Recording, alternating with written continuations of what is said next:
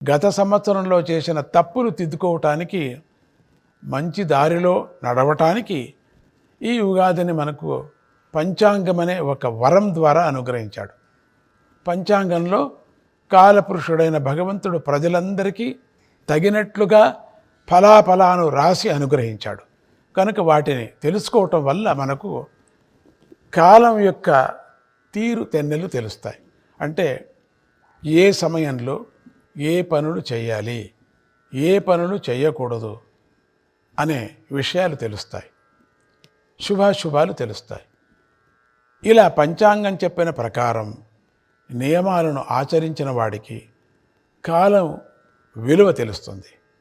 ఇక ఆ ధర్మాత్ముడికి ఆ ఎదురు ఉండదు కదా, అతడి యొక్క జీవితం సుఖంగా సాగుతుంది.